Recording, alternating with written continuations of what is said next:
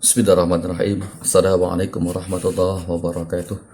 Apa kabar Nata semuanya? Subhanallah, alhamdulillah, luar biasa, tetap ceria. Allahu Akbar, la ilaha illallah, Muhammad Rasulullah, inna nabil khair. Sedirahmatnya Allah Subhanahu wa Ta'ala untuk mendapatkan keberkahan dan ridha Allah Subhanahu wa Ta'ala. Mari sama-sama kita awali pertemuan kita pada hari ini dengan melafalkan al-basmalah seraya berdoa kepada Gusti Allah Subhanahu wa Ta'ala. A'udzu billahi minasyaitonir rajim. Bismillahirrahmanirrahim. Rabbana zidna ilma warzuqna fahma wa amalan salihah. Amin ya rabbal alamin. Maksud dirahmati Allah Subhanahu wa Ta'ala. Adapun tema kita pada hari ini adalah mari belajar rukun iman yang kelima. Subtema nama-nama lain hari akhir.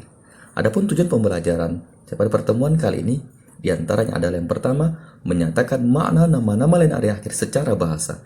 Yang kedua, menjelaskan pengertian nama-nama lain hari akhir. Yang ketiga, menyebutkan nama-nama lain hari akhir. Dan tujuan yang terakhir yang keempat, mengidentifikasi dalil nakli yang berkaitan dengan nama lain hari akhir.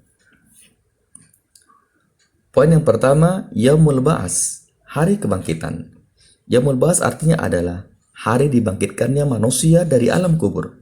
Allah memerintahkan malaikat Israfil untuk meniup sangkakala yang kedua, sehingga seluruh manusia mulai dari zaman Nabi Adam sampai pada umat Nabi Muhammad akan dibangkitkan dengan tubuh mereka seperti semula ketika di dunia. Semua anggota tubuhnya yang telah menjadi tulang belulang tanah sekalipun dengan kekuasaan Allah, dengan izin Allah akan dipertemukan untuk kembali. Masya Allah. Orang-orang kafir mengingkari adanya hari berbangkit dan tidak percaya bahwa mereka akan dihidupkan kembali sesudah mereka dimasukkan ke dalam liang. Berbeda dengan kita yakin dan percaya itu semua. Yang kedua, Yaumul Mahsyar, hari perkumpulan. Yaumul Mahsyar artinya adalah hari berkumpulnya manusia setelah dibangkitkan dari alam kubur. Manusia akan dikumpulkan di lapangan yang sangat luas sekali yang disebut dengan Padang Mahsyar. Di tempat inilah Allah akan memperlihatkan semua amal perbuatan manusia yang pernah dilakukan selama hidup di dunia yang fana ini. Di mana ketika itu semua manusia sibuk dengan urusan sendiri. Mereka sudah tidak lagi peduli terhadap orang yang ada di sekitarnya. Dan bahkan untuk saling bertegur sapa pun sudah tidak lagi bisa mereka lakukan, meskipun mereka itu adalah saudara dekatnya. Yang ketiga, tahun hari perhitungan.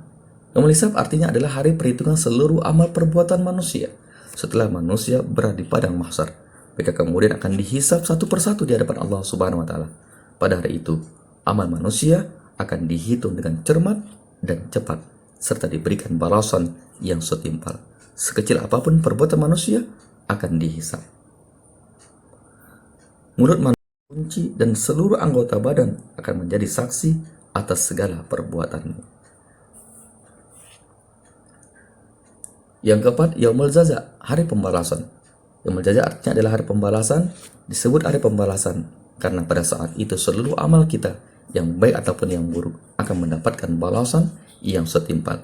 Bagi manusia melakukan amal kebajikan akan mendapatkan balasan surga, subhanallah. Sedangkan manusia yang melakukan amal buruk atau dosa akan mendapatkan balasan neraka. Na'udzubillahi min dzalik. Dan yang kelima terakhir, Yaumul Mizan, hari pertimbangan. Yaumul Mizan artinya adalah hari penimbangan semua amal perbuatan manusia selama hidup di dunia. Manusia dicatat oleh malaikat Raqib dan Atid. Catatan yang dilakukan kedua malaikat tersebut tidak akan keliru dan tertinggal sedikit pun. Barang siapa yang berat amal kebajikannya, maka akan dimasukkan ke dalam surga. Sebaliknya, barang siapa yang ringan amal kebaikannya, maka akan dimasukkan ke dalam neraka. Dalil nakli, nama lain hari akhir.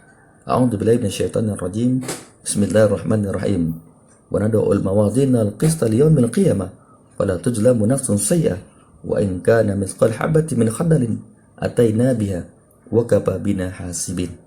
Yang artinya, kami akan memasang timbangan yang tepat pada hari kiamat, maka tiadalah dirugikan seseorang barang sedetik pun, dan jika amalan itu hanya seberat biji sawi pun, pasti kami mendatangkan pahalanya, dan cukuplah kami sebagai pembuat perhitungan. Quran Surah Al-Anbiya surah ke-21 ayat ke-47. Masa saya banggakan dari penjelasan tadi jangan dapat ambil kesimpulan. Di antara yang pertama adalah pada hari akhir nanti seluruh amal kita akan diperhitungkan dan kita akan diminta pertanggungjawabannya. Tidak ada sedikit pun amal kita yang luput dari perhitungan. Hari itu kita akan mendapatkan pengadilan yang sebenarnya. Kesimpulan kedua adalah balasan yang akan diberikan Allah sangat tergantung pada jenis amal yang telah dilakukan manusia selama hidup di dunia. Bagi mereka yang melakukan amal kebajikan akan mendapatkan balasan surga, sedangkan manusia yang melakukan amal buruk atau dosa akan mendapatkan balasan neraka. Watazawadu fa inna khairaz zadi taqwa.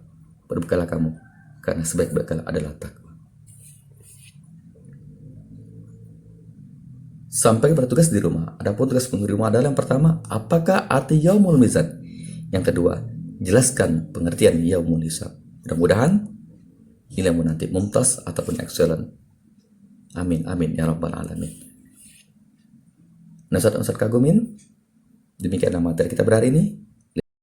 Kepada Allah Ustaz menampun kiranya bermanfaat bagi kita semuanya. Mari sama-sama kita akhiri pertemuan kita pada hari ini dengan melafazkan alhamdulillah seraya membaca doa kifaratul majlis. A'udzubillahi minasyaitonir rajim.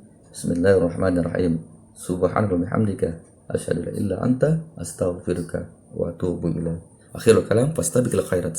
Dan dika ma'as salamah. Assalamualaikum warahmatullahi wabarakatuh.